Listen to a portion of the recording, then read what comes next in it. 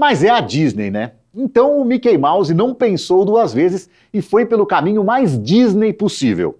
Programa em cartaz, um oferecimento Topázio Cinemas. Olá! Ano entrando na reta final, segunda-feira já é dezembro, dezembro tem coisa grande para estrear. Tem o terceiro Avatar, tem o novo Anaconda, que promete, né, com direito ao nosso grande Selton Mello, contracenando com Jack Black, com o Homem-Formiga Paul Rudd, enfim. Mas novembro ainda não acabou. E a última quinta-feira do mês chega com duas estreias pra gente comentar aqui no Em Cartaz. E só o que eu te peço em troca de tanta informação, opinião e diversão é a sua inscrição no nosso canalzão e o seu likezão. Então, faça isso para você ser feliz junto com a gente falando de cinema. Bom, a nossa primeira estreia de hoje por aqui é um desenho animado e é uma continuação. Em Zootopia 2, as personalidades muito diferentes da coelho policial Judy e do raposão Nick voltam a se encontrar para solucionar um novo caso, o mais perigoso e complicado das suas carreiras. Eu nem acredito que já se passaram quase 10 anos desde o primeiro Zootopia. Foi em 2016 que ele foi lançado com o subtítulo brasileiro Essa Cidade é o Bicho. E aí, só de curiosidade, eu fui ver o que eu tinha dito na época sobre ele aqui no Em Cartaz. E eu terminava o meu comentário sobre o filme dizendo que eu era capaz de apostar que viria uma continuação. Demorou, mas veio. Não que eu tenha, assim, uma grande capacidade de adivinhar o futuro. Se eu tivesse, eu apostaria na Mega Sena. A surpresa foi só essa continuação ter demorado tanto, porque a situação já estava toda montada para ela acontecer. O primeiro Zootopia é divertido, movimentado, tem personagens engraçados, momentos engraçados, né? Personagens cativantes, e a Disney trabalhou direitinho para que fosse assim. É que em uma primeira versão do filme, a raposa era a protagonista destacada. Mas nas exibições teste, o público rejeitou o desenho por não conseguir se conectar emocionalmente com o protagonista. Se Zootopia fosse de um outro estúdio, a DreamWorks, por exemplo, que produziu Shrek, talvez a raposa fosse o personagem mais importante mesmo.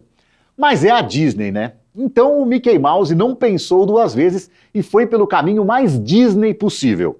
O de tentar agradar as plateias, puxando mais para o primeiro plano a coelha fofinha e determinada e deixando um pouco mais de lado a raposa malandra e de moral duvidosa. Mas acabou que no final das contas, esse ficou sendo mesmo o personagem mais interessante, a raposa. Seja por que motivo for, as avaliações foram muito positivas. Só que para justificar uma continuação, é preciso muito mais do que só elogios. É preciso grana no cofre. Se o problema é esse, então não tem problema. Zootopia, surpreendentemente até, passou do bilhão e acabou 2016 como a quarta maior bilheteria do ano. Atrás apenas de Capitão América Guerra Civil, Rogue One, né, do Star Wars, e Procurando Dory. A cereja do bolo foi o Oscar de melhor animação. Essa continuação agora pode até conseguir seu Oscar e boas críticas, como aliás já tem conseguido. Só vai ficar difícil chegar ao $1 bilhão de bilheteria. Dos 58 filmes na história que conseguiram superar essa marca mágica, só 11 são pós-pandemia, de 2021 para cá. 11 filmes em 4 anos. Se você pegar esse mesmo período de 4 anos, só que imediatamente anteriores à pandemia, é exatamente o dobro. 22 filmes faturaram mais de $1 bilhão. Ou seja, está ficando cada vez mais difícil. Se você quiser ajudar o pobre Disney, né, a pobre Disney, a chegar lá e ao mesmo tempo se divertir, Zootopia 2 está em cartaz nos cinemas com classificação indicativa livre e duração de 1 hora e 48 minutos. A segunda e última estreia dessa semana cinematográfica que eu trago aqui para você é a comédia de humor sombrio Bugônia. Emma Stone é a poderosa CEO de uma empresa, mas ela também pode ser uma alienígena infiltrada entre os humanos para destruir o nosso planeta. Pelo menos é nisso que acreditam dois caras que sequestram a moça para tentar descobrir a verdade.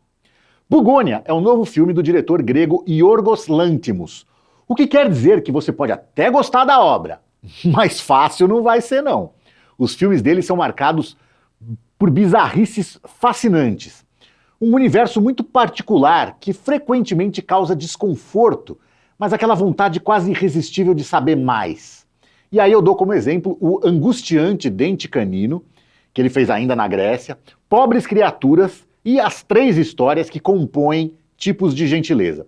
Você deve ter percebido que 2 desses 3 filmes são com a extraordinária Emma Stone, essa aqui, que ganhou seu 2º Oscar de melhor atriz justamente sob a direção de Yorgos Lanthimos em Pobres Criaturas.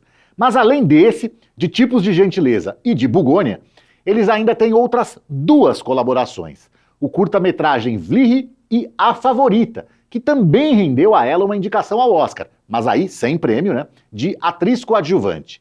E ela gosta tanto do Yorgos Lanthimos que topou até raspar a cabeça para atuar nesse novo filme dele, uma exigência dele, né, para compor o personagem.